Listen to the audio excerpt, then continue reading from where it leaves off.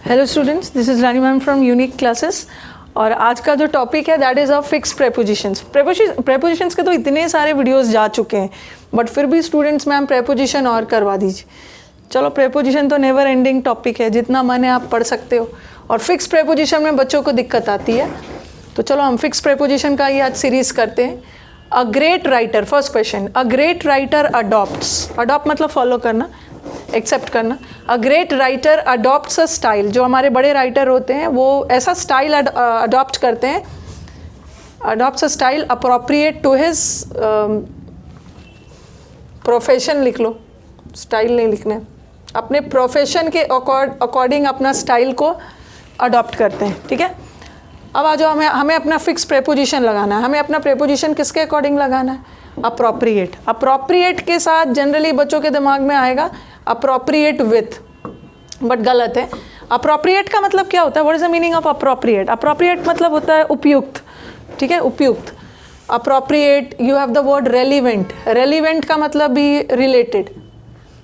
This is appropriate, appropriate, this is related, this is, और भी आप डाल सकते हैं जर्मेन। देखो, सारे एक जैसे वर्ड्स है, आपका टास्क इजी हो जाएगा। सारे एक जैसे वर्ड्स है, और एक जैसे वर्ड्स है तो प्रेपोजिशन भी सेम लेगा। एक वर्ड है हमारा पर्टिनेंट। पर्टिनेंट का मतलब भी होता है उपयुक्त। सबका एक ही मीनिंग है। जर्मेन है, MA, जर्मन नहीं है, जर्मनी के लोग या जर्मन लैंग्वेज वाला नहीं है, जर्मेन है, MANE। And all these words they convey the same meaning, more or less सबका मीनिंग सेम है। And if the meaning is same, no doubt they will take the same preposition, that is to. To, appropriate to, related to, relevant to, germane to, pertinent to. तो हमारे जो great writer होते हैं वो एक ऐसा style adopt करते हैं जो उनके प्रोफेशन से रिलेटेड हो। ठीक है, उनके प्रोफेशन से रेलिवेंट हो। तो इसके साथ हो गया to, answer is to. Appropriate with नहीं होगा। ठीक है, अप्रोप्रिएट टू है यहाँ। ही shot dash the bird, he shot dash the bird but he always missed. उसने बर्ड पे हमेशा शॉट किया, बट वो हमेशा, निशाना उसका हमेशा चूक गया, हमेशा मिस कर दिया। दोनों सेंटेंस में डिफरेंस देखोगे आप। एक होता है he shot at the bird. Shot के साथ कभी कभी प्रेपोजिशन की ज़रूरत पड़ती भी है, कभी नहीं भी है। He shot at the bird, on the bird नहीं लगाओ, ओके, क्योंकि वी पीपल आर इंडियंस ना, we are in a habit of translating. पहले हिंदी करेंगे फिर इंग्लिश करेंगे, और दिमाग में ये आएगा ही शॉट डैश द बर्ड, उसने बर्ड पर निशाना लगाया।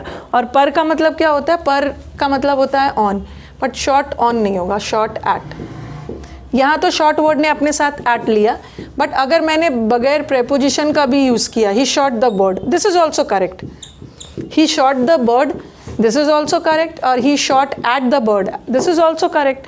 दोनों सही है, बट दोनों में डिफरेंस है। यहाँ तो शॉट के साथ प्रेपोजिशन लगा एट, बट यहाँ हमें कोई प्रेपोजिशन की ज़रूरत नहीं है, because the meaning conveyed by both the sentences are entirely different. यहाँ ही शॉट एट द बर्ड, उसने बर्ड पर निशाना लगाया। उसने यहाँ बर्ड को मारा नहीं है, सिंपली बर्ड के डायरेक्शन बता रहा है, बर्ड के डायरेक्शन में निशाना लगाया। बट यहाँ ही शॉट द बर्ड, इसका मतलब है यहाँ तो बर्ड मारा गया। Okay, he shot the bird means he killed the bird, but here the bird has not been killed, सिर्फ निशाना लगाया। सेंटेंस का कॉन्टेक्स्ट देखो, he shot dash the bird but he always missed. वो हमेशा बर्ड पे निशाना लगाता था, बट वो निशाना चूक जाता था। इसका मतलब है कि अभी बर्ड को किल नहीं किया है, bird has not been killed. और bird has not been killed तो नो प्रेपोजिशन तो आएगा ही नहीं, क्योंकि नो प्रेपोजिशन तब आता ही शॉट द बर्ड जब बर्ड किल हो गया। ओके, लेकिन यहाँ पे बर्ड किल नहीं है, उसका निशाना हमेशा चूक जाता था। इसका मतलब है वो बर्ड के डायरेक्शन में निशाना लगाता। शॉट एट, ऑन तो बिल्कुल नहीं लगे, अगेंस्ट भी नहीं लगेगा। बर्ड के अगेंस्ट में क्यों निशाना लगाए? His statement is replete. What is the meaning of the word replete? Replete का मतलब होता है भरा हुआ, फिल्ड। जैसे आपने पढ़ा होगा ना, deplete, the ozone layer is depleting. Deplete का मतलब होता है डिक्रीज होना, इसी का उल्टा है रेप्लीट। रेप्लीट का मतलब है भरा हुआ, field, filled with, replete with, overwhelmed with, teeming with। teeming with का मतलब भी भरा हुआ। inundated मतलब भरा हुआ, बाढ़, flooded, congested, crowded। Positive negative सब सेंस में जा रहा है, सबका मतलब ही होता है भरा हुआ। तो filled with, overwhelmed with, teeming with, inundated with, flooded with, congested with, mushroomed with, सबका मतलब है भरा हुआ, फिल्ड विथ। सबके साथ क्या आएगा? विथ। तो उसका जो स्टेटमेंट है वो कॉन्ट्राडिक्शन से भरा हुआ था, ठीक है। तो रेप्लीट का मतलब भी होता है फिल्ड, अगर फील्ड के सेंस में चला गया विथ जाएगा। Next sentence, it is difficult for me to part. यहाँ पार्ट का मतलब वो मत समझ लेना, पार्ट का मतलब वो मत समझ लेना, पार्ट का मतलब एक हिस्सा, वो वाला नहीं है, वो पार्ट तो नाउन है। यहाँ मैंने पार्ट को रखा है एज अ वर्ब, ठीक है। पार्ट एज अ वर्ब भी यूज हो सकता है, पार्ट एज अ नाउन भी यूज हो सकता है। यहाँ मैंने पार्ट को एज अ वर्ब यूज किया। एक होता है पार्ट विथ और एक होता है part from. Okay, this is a phrasal verb. Phrasal verb क्या से बनता है? Verb plus preposition. और जब फ्रेजल वर्ब बन गया तो उस वर्ब का मतलब पूरी तरह से चेंज हो गया। Part from a person, part with और पार्ट फ्रॉम का मतलब क्या होता है? सेपरेट होना। अगर आप किसी व्यक्ति से सेपरेट हो रहे हो, अलग हो रहे हो, तो पार्ट फ्रॉम लगाओगे। अगर सेपरेट हो रहे हो, सेपरेटेड फ्रॉम अ थिंग, किसी चीज से अलग हो रहे हो, उसके लिए विथ लगाओ। सेंटेंस देखो, इट्स डिफिकल्ट फॉर मी, अपने बिलोंगिंग्स मतलब अपने सामान, अपने सारे घर के सामान, बिलोंगिंग्स कुछ भी हो, उससे अलग होना मेरे लिए डिफिकल्ट है। तो यहाँ तो बिलोंगिंग्स किस सेंस में जा रहा है? थिंग्स के सेंस में जा रहा है। इसके साथ क्या आ जाएगा? विथ, पार्ट विथ, ठीक है। अगर ये सेंटेंस ऐसा रहता, ही पार्टेड डैश इज मदर, यहाँ तो वो अपने मदर से अलग हो रहा है और मदर इज अ पर्सन, और पर्सन के साथ क्या लगाओ? फ्रॉम। ओके, तो let us do some more questions related to this fixed prepositions. चलो, let us do some more sentences. He confided, confide के साथ यहाँ पे बच्चों को देखती हूँ कंफ्यूज रहते हैं। कन्फाइड, कन्फाइड वर्ड में क्या है? कन्फाइड वर्ड इज इसमें कौन सा वर्ड है? दैट इज फिड। फिड रूट का मतलब क्या होता है? ट्रस्ट। ओके, किसी पे ट्रस्ट करना, किसी पे बिलीव करना, किसी पे भरोसा करना, ठीक है। और स्टूडेंट्स अक्सर ऑफलाइन बैचेस में भी, बच्चे ऑनलाइन में भी पूछते हैं कि मैम कन्फाइड के साथ कहीं पे टू दिखता है और कन्फाइड के साथ कहीं पे इन दिखता है। कैसे पता करेंगे कहाँ पे टू लगेगा, कहाँ पे इन लगेगा? ठीक है, वैसे दोनों सही है, दोनों सही है, बट दोनों में एक बारीक सा डिफरेंस क्या है? कन्फाइड टू करना मतलब शेयर करना, टू शेयर योर सीक्रेट्स। बात तो दोनों बराबर ही है। फिड वर्ड है, इसका मतलब है भरोसा करना, अपने सीक्रेट्स उसी से शेयर करते हो ना जिस पे आप भरोसा करते हो। तो कन्फाइड करना मतलब अपने सीक्रेट्स को किसी के साथ शेयर करना, और कन्फाइड इन करना to have trust somebody, to trust somebody। Okay, ये ट्रस्ट के सेंस में जाता है। Have a trust on somebody, किसी पे भरोसा करना, ठीक है।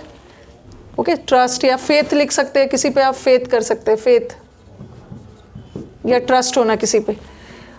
ही confided his troubles dash his friends, उसने अपनी सारी परेशानियों को अपने फ्रेंड के साथ क्या किया? शेयर करिए। अपने सारे परेशानियों को उसने शेयर किया, तो यहाँ पे क्या होगा? शेयर के सेंस में टू हो जाएगा। Okay, he confided his troubles to his friend, अपने ट्रबल्स को शेयर किया अपने दोस्तों के साथ। She confided dash her mother, उसे यहाँ किस सेंस में जा रहा है? उसे अपने मदर पे, किसी ना किसी को आप ट्रस्ट करते हो, उसे अपने मदर पे भरोसा है, to have trust on somebody, ये तो ट्रस्ट के सेंस में चला। तो she confided in her mother. Okay, तो याद रखना है कन्फाइड के साथ ऑन भी लगता है। अगर आप अपनी कुछ पर्सनल चीज़ें, कुछ सीक्रेट्स किसी के साथ शेयर कर रहे हो, नो डाउट आप शेयर भी इसीलिए कर रहे हो क्योंकि आपको उस पर भरोसा है, तो कन्फाइड टू तब लगाते हो जब किसी के साथ कोई चीज़ शेयर कर रहे हो। अगर सिंपली बोलना हो कि मुझे उस पर भरोसा है, तो शी, उसे अपने मदर पे भरोसा है, तो she confided in her mother. ठीक है, अब नेक्स्ट वाला आ जाओ, रेस्ट। अब रेस्ट का मतलब तो वो एक रेस्ट हो गया जो आप रेस्ट करते हो, वो तो नाउन है, बट एक रेस्ट वर्ब भी होता है। ओके, एक रेस्ट वर्ब भी होता है। रेस्ट का मतलब होता है ना, जैसे मैंने आपको बोल दिया ये पढ़ना है, जम के मेहनत करना है, now everything rest on you, अब हर चीज़ आप पे डिपेंडेंट है। तो रेस्ट ऑन एक फ्रेजल वर्ब है, यहाँ पे रेस्ट मैंने एज अ वर्ब यूज़ किया। Now everything rest on you, rest on you का मतलब है depend on you, rely on, जैसे मैं बोलती हूँ I will bank on you for help, I will fall back on you, fall back on. तो सबका मतलब होता है डिपेंड होना, किसी चीज़ पे निर्भर होना। ये बोल रहे हैं कि ये कलेक्टर पे निर्भर नहीं करता है कि उसके रिलीज़ के ऑर्डर को, उसकी रिहाई कलेक्टर पे डिपेंड नहीं कर रहा है। तो it does not rest dash the collector, it does not depend on. यहाँ किस सेंस में जा रहा है? Depend on. ये कलेक्टर पे निर्भर नहीं करता है कि उसे छोड़ा जाए।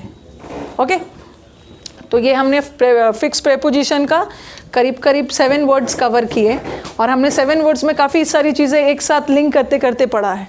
ठीक है, तो होपफुली अब आने वाले सीरीज़ में हम कुछ और भी प्रेपोजिशंस के वीडियोस को सेशंस करेंगे। और आपको वीडियोस अगर पसंद आ रहे हैं तो do like it and share it among your friends, and comments तो आप अपने भेजते रहना। कभी कभी वीडियोस छोटे हो जाएं तो उसके लिए माफ़ कर देना है, कोऑपरेट करना है, अंडरस्टैंड करना है। ओके, चलो अब मिलते हैं नेक्स्ट सेशन में। Thank you.